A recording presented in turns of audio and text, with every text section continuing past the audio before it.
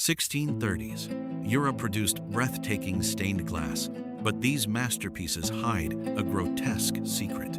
The men who forged them literally cooked their own eyeballs, trading their vision for the beauty of the aristocracy. When you admire the delicate windows of a 17th century cathedral, you likely imagine serene artisans painting in sunlit studios.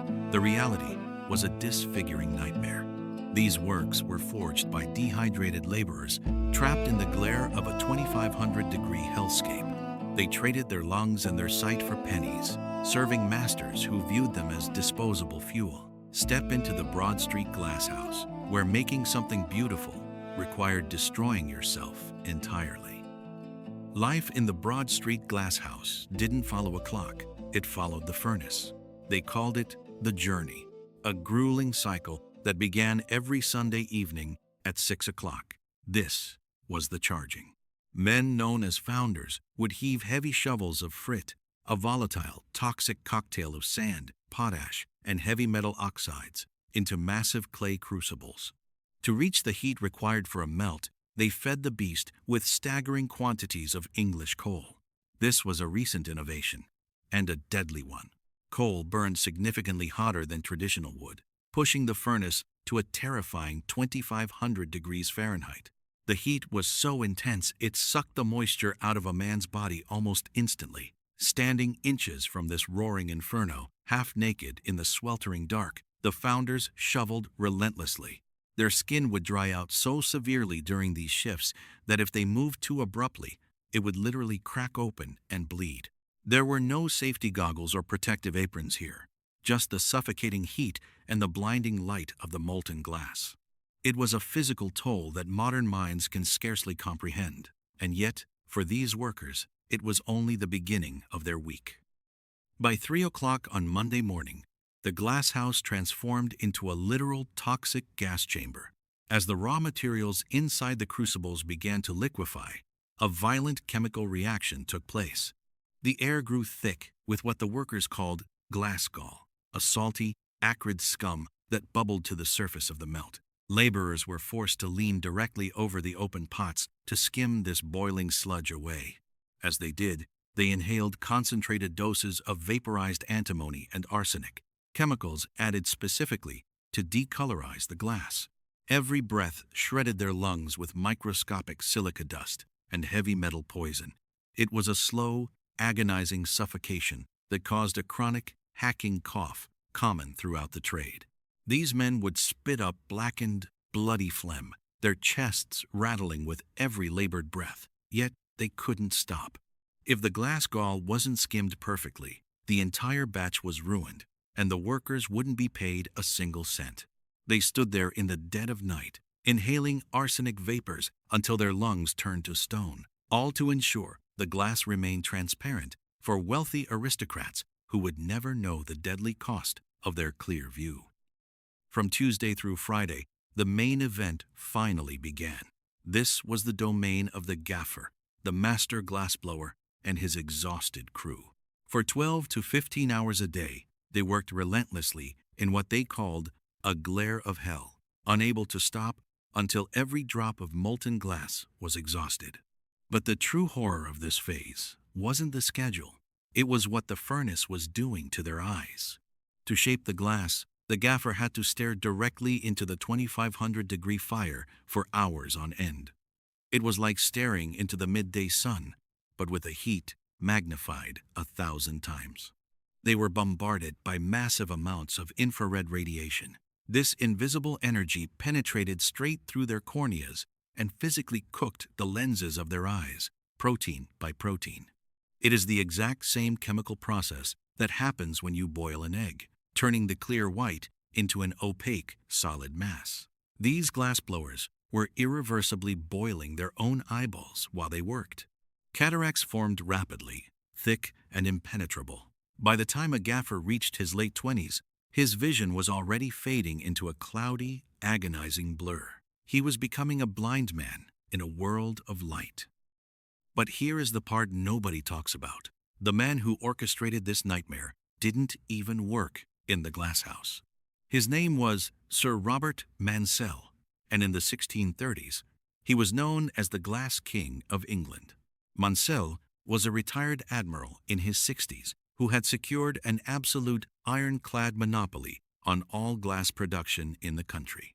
He was the ruthless businessman who forced the transition from wood-fired furnaces to coal solely because it was cheaper and faster. He ignored the fact that the intense coal heat was blinding his workforce. Mansell sat in his luxurious manor, counting the staggering profits generated by his suffering laborers. But there is a deeply twisted, almost poetic irony to his story. While he was actively sending thousands of young men to the furnaces to have their eyes cooked, Mansell himself was half blind. He was a battle-hardened veteran of the Spanish Wars who had lost one of his own eyes in a violent sword duel years earlier. The one-eyed king was perfectly content to rule over a kingdom of the blind, so long as the silver kept flowing. If you're finding this look into history's darkest corners fascinating, make sure to subscribe so you don't miss our next deep dive. 30 years old was considered an ancient age in the glasshouse, a milestone usually marked by ruined lungs and eyes that had long since turned to milk. Because the masters went blind, or died so young, the pipeline of replacement labor had to begin in childhood. Boys as young as 7 or 8, known as footies, were brought into the sweltering pothouse to serve as apprentices. These children spent their formative years scurrying around the base of the roaring furnace, fetching tools and sweeping up razor-sharp shards of glass from the dirt floor. Contemporary accounts describe these boys as shriveled little men, their hair singed off and their skin as tough as tanned leather from being constantly exposed to the blistering heat. They were subjected to the same toxic arsenic fumes and blinding infrared radiation as the adults. But their young, developing eyes were actually far more susceptible to the damage. By the time these boys reached their teenage years, they already carried the hacking, bloody cough of a lifelong miner. They were trading their entire futures and their very sight before they even reached puberty, locked into a cycle of exploitation that guaranteed they would be broken and blind before their lives had truly begun. Saturday morning brought the grueling journey to a temporary halt as the furnaces were allowed to cool slightly for weekly maintenance. This brief window was theoretically the only time these exhausted men could step outside and see the natural light of the sun, but the reality was far more gruesome. After staring into the blinding artificial sun of the crucible for 5 straight days, their severely damaged eyes were practically photophobic. The gentle morning sunlight felt like stabbing needles plunging into their corneas, forcing many to keep their heads bowed while their cooked eyes wept uncontrollably in the fresh air. Instead of enjoying their day of rest, many would simply collapse right there on the hard dirt floor of the pothouse. After a final 24-hour shift to empty the pots, their bodies were so utterly depleted and catastrophically dehydrated that they would fall into a state of near coma. They lay among the toxic dust and broken glass, too exhausted to even walk back to their homes. It was a macabre scene of broken, bleeding men, resting just long enough for their cracked skin to scab over before the founders returned on Sunday evening to start the hellish cycle all over again. Despite the unimaginable horrors of the Broad Street Glasshouse, these men developed a bizarrely intense camaraderie, a brotherhood forged in literal fire. They had their own inside jokes, their own slang, and a fierce pride in their ability to endure conditions that would break an ordinary person in minutes. They knew they were the elite, the only ones capable of pulling liquid beauty out of a deadly inferno. It is a strange kind of resilience, the human ability to find pride in the very thing that is destroying you. If you are fascinated by these dark, forgotten corners of history and the incredible, often terrible sacrifices of the people who built our world, make sure to hit that subscribe button right now. We uncover these hidden nightmares every single week, and you won't want to miss what we have coming next. The glassblowers of the 1630s didn't have a choice in their suffering, but they owned it completely. They drank massive quantities of weak ale just to replace the gallons of sweat they lost, turning the glasshouse into a boisterous, drunken, and dangerous fraternity where one wrong stumble meant losing a limb to the molten glass. But here is the part nobody talks about. Because the furnaces had to be kept burning continuously, the glasshouse became a glowing beacon in the pitch-black nights of the 17th century. That constant warmth and activity attracted a very specific element of society. After dark, the glowing pothouse became a haven for drifters, vagabonds, and petty criminals looking to escape the freezing London nights. The exhausted glassworkers, too tired to care, often let them sleep in the warm ashes near the cooling vents. In exchange, these shadowy figures would run errands, fetch more ale, or even help smuggle stolen raw materials into the compound. The nighttime glasshouse was a lawless, chaotic zone where fights frequently broke out among the drunken laborers and the transient criminals. Men brawled dangerously close to the open vats of boiling glass, yet the local constables absolutely refused to step foot inside after sunset. They were terrified of the soot-covered men wielding heavy iron blowpipes like weapons. Under the cover of darkness, the glasshouse operated as an independent, terrifying fiefdom where the normal rules of 17th century society simply did not apply. The horrific physical toll of the job gave rise to incredibly bizarre medical beliefs and superstitions among the workers. Because their eyes were constantly failing, the glassblowers desperately sought folk remedies to reverse the damage. They believed that rubbing the fresh blood of a black dog on their eyelids could somehow cure the cataracts, or that wearing amulets made from the very glass gall that poisoned their lungs would protect them from the heat. Local apothecaries made a fortune, selling them worthless tinctures of crushed pearls and vinegar, promising it would clear their clouded vision. But perhaps the darkest superstition involved the furnace itself. The workers began to view the roaring fire as a living, hungry entity. They believed that if the furnace wasn't fed a steady diet of sweat and suffering, it would violently explode, taking the entire crew with it. Practically speaking, they weren't entirely wrong. The massive clay crucibles were notoriously unstable. If they cooled too quickly, or if the chemical mixture was slightly off, the thermal shock could cause the pots to shatter, sending a tidal wave of 2,000-degree molten glass flooding across the floor, instantly incinerating anyone in its path. It is deeply unsettling to think about how much we take for granted today. When you want to look outside, you glance through a perfectly clear, incredibly cheap pane of glass without a second thought. You don't think about the fact that 400 years ago, a man had to literally boil his own eyeballs and breathe in vaporized arsenic just to make a single warped window pane. We complain when our office air conditioning is a few degrees too warm, while these men stood inches from a roaring fire until their skin cracked and bled. It forces you to look at our modern luxuries and ask a very uncomfortable question. If you were forced to work just 1 week in a 1630s glasshouse, enduring the blistering heat, the toxic fumes, and the agonizing eye damage, do you think you would survive the journey, or would you break on the very first day? Tell me in the comments, because I genuinely want to know what you think your breaking point would be. It puts our modern complaints into a harsh perspective, doesn't it? If you want to see more of history's most brutal jobs, subscribe to the channel so you never miss a deep dive.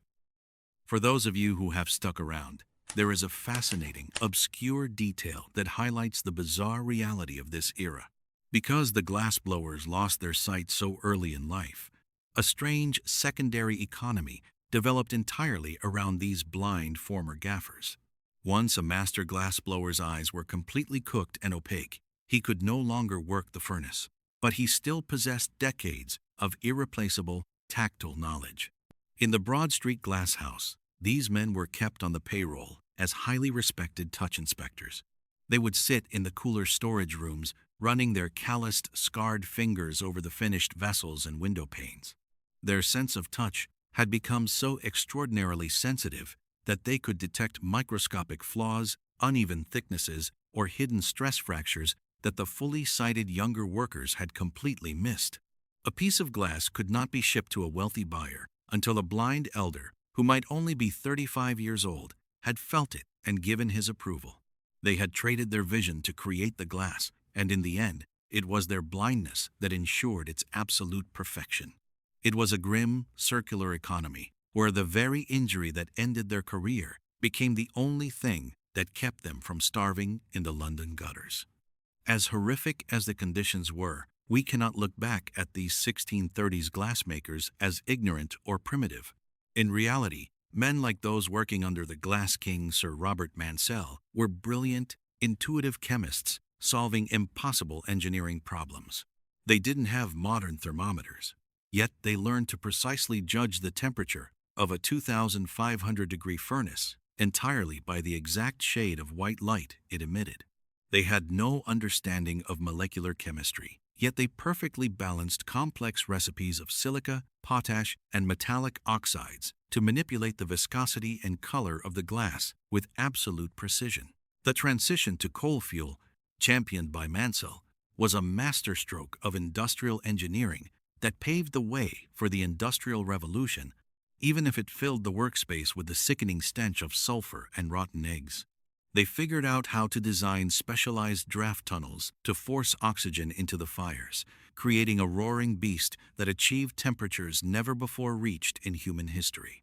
They were pushing the very limits of 17th century technology using nothing but their raw intuition, physical endurance, and sheer willpower. They were not just laborers. They were the unrecognized pioneers of modern material science, building the foundation of our modern world with their bare hands, while the Glass King watched from a comfortable distance. The next time you visit a grand European manor or an ancient cathedral, and you look up at the magnificent, breathtaking stained glass catching the afternoon sun, take a closer look. You aren't just looking at a beautiful piece of art. You are looking at the crystallized suffering of countless men and boys. You are looking at their ruined lungs, their cracked skin, and their boiled, unseeing eyes, all frozen forever in a perfect pane of glass. It is a haunting reminder that throughout history, human beauty has almost always been purchased with human blood. What historical horror should we dive into next? Let me know your thoughts down in the comments below. And if you want to keep peeling back the dark, uncomfortable layers of our past, make sure you hit that subscribe button so you don't miss our next journey into the shadows. Thank you so much for watching, and I will see you in the next one, where we uncover another nightmare, hidden right in plain sight. We've only just scratched the surface of the industrial horrors that built our world, and the next one is even harder to stomach.